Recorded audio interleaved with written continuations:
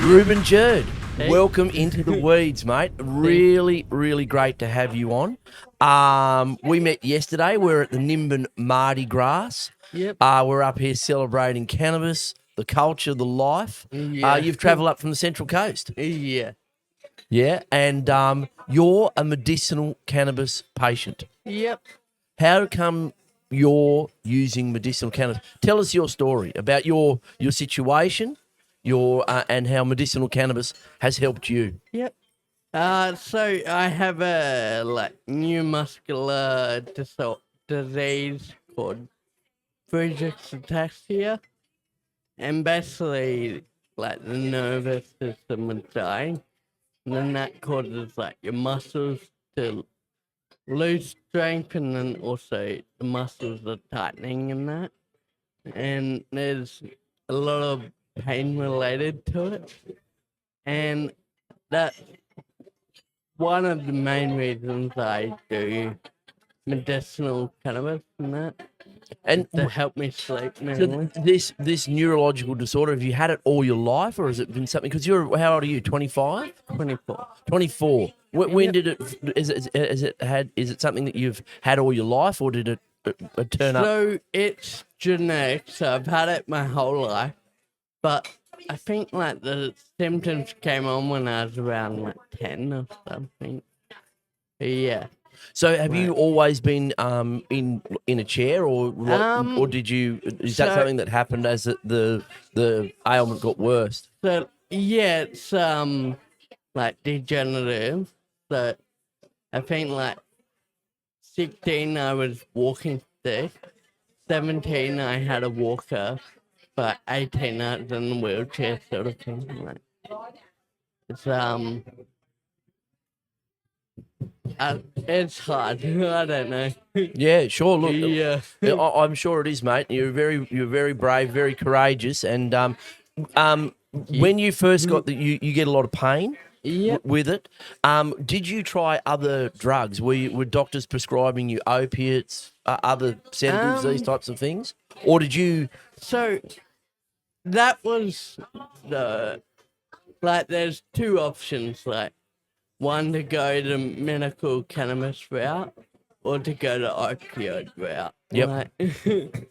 And I think for me it's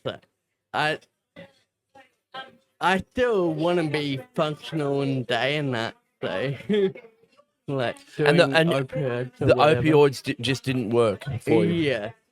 Well, what was the effect of them? They really wiped you out. Yeah, I haven't really used them, but talking doctors and that, they're with your illness and that, it will affect you during the day and stuff. Okay. So you set out pretty much early on down the medicinal cannabis route. How did you find a doctor that was that just luck, or did you go and look for a medicinal cannabis doctor? Yeah, I looked online.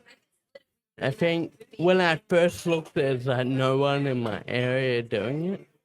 But then a year later, there's 3 or 4 different doctors. And did you find information about your ailment that basically said cannabis can help you with the pain, and does it actually help you with not only the pain but the symptoms itself, and the degeneration itself?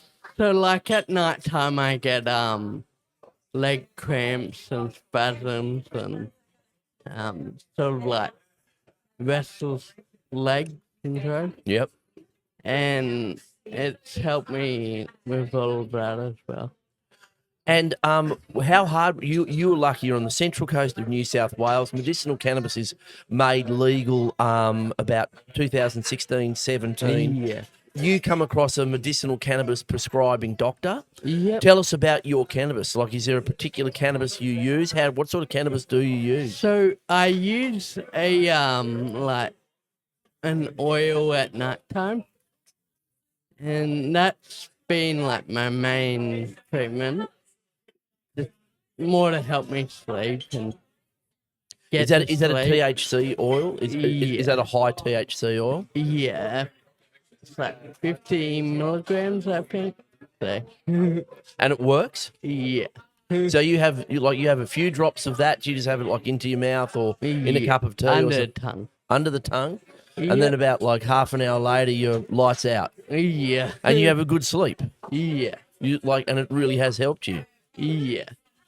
And with your particular condition, how did you was there research out there that said with this condition, like how did you? Nah, not really, because it's a pretty rare disease. That's like 1 in 50,000. So it's like there's no actual research for my illness and like directly, but there's like the research on everyone else. Like, And but you've had the courage to go and try it, and it works for yeah, you. yeah. And what about your medicine? Is it like, do you have to just pay for it? Like, it's not subsidised through the Nah. the PBS, is it? Yeah, that's the difficult thing. Like, Is it expensive for you?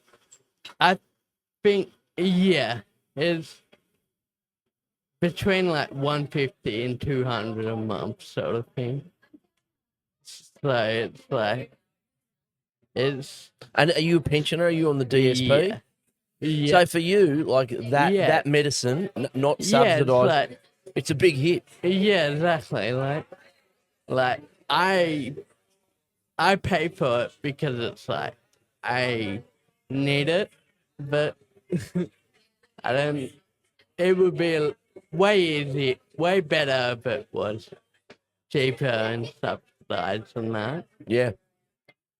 Do you and so you've come up to Mardi Gras? You've Yep. come up to Mardi Gras, like you're actually an advocate. You're telling people that Yeah. this works. It's a Yeah. really powerful story. Yeah. And you're out and proud about your cannabis use and saying it makes a difference. What are some of the things you'd like to see? Would you like to see cannabis legalized? Would it be easier if you could, if it was, you could grow plants yourself and potentially make your own oils?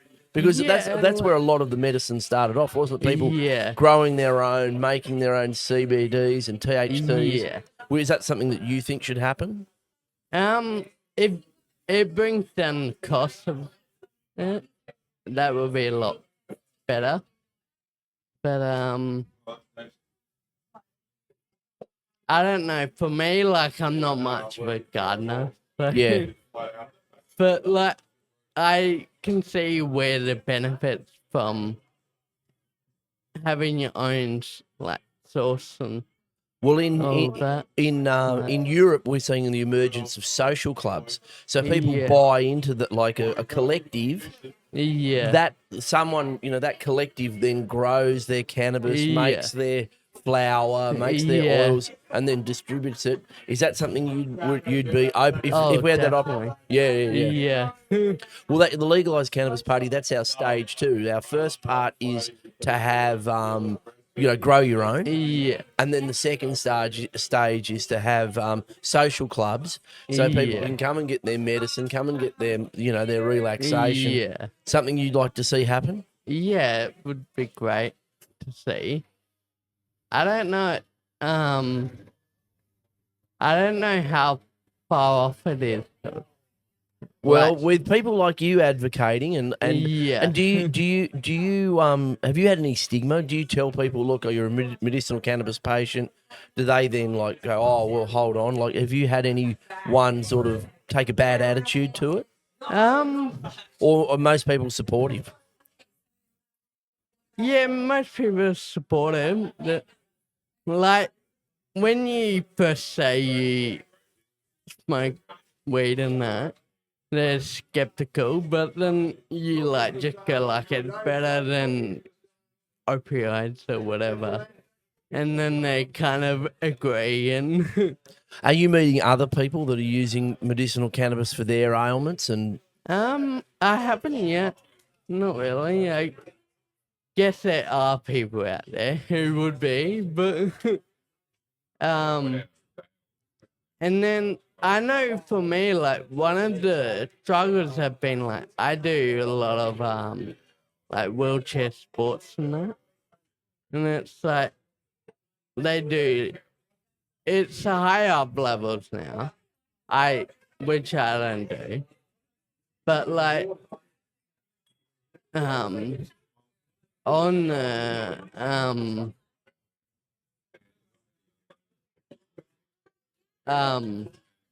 they do like drug testing, and like cannabis is a banned substance. In wheelchair sports as well. Yeah. Yeah, right. So at the lower level there, they've just like this year I think they've cut it out, drug testing and fun. But it's like if you pop for that, it's like 4-year ban or something. Right. What wheelchair sports do you do? So I do a sport called bocce, which is kind of like lawnmowers, I guess. But the boards are softer. And then I also do wheelchair rugby as well. Wheelchair rugby. Yeah. Smashing people up, mate. Yeah. Good. Are you a brute? Yeah. Are you a bully? I want to be. Good for you. Yeah. And do you take cannabis before you go and do your sport to help you with the pain, or do you just wait until afterwards when you're all busted up and black eyed? Yeah.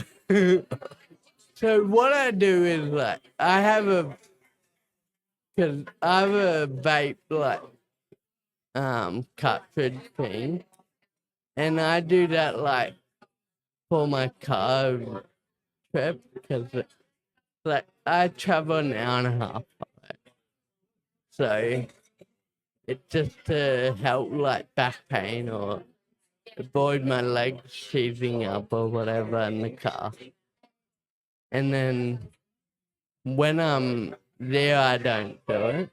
But then afterwards, I do. And have you ever had a situation where you don't have your medication and then the symptoms come on and it's just clear that like the cannabis has had an effect, like without it, that's your experience. Yeah. That's really powerful. That's amazing.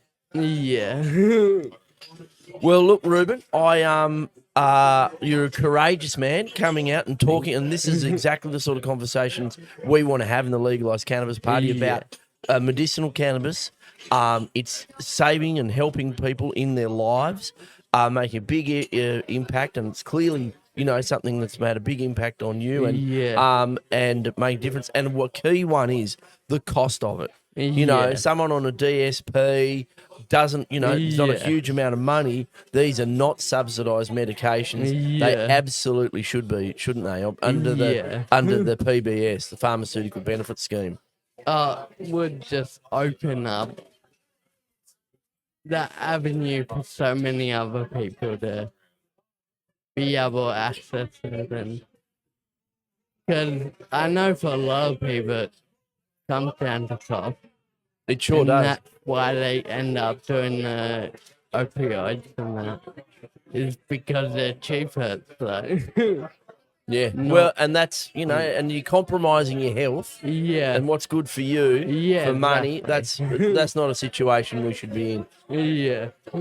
Well, look, Rueben, thank you so much for coming into the weeds, telling your story, telling us about your journey. I really appreciate it, and all the best with it, mate. We'll be fighting in the parliaments. Hopefully we get a senator elected, and one of the key things that if we get a senator elected is federally, at the federal jurisdiction, we're going to be campaigning for cannabis to be on the PBS. So good folks like you can get the medicine they need without compromising their budget and their lifestyle. So thanks very much, brother, for coming into the weeds. Thank you.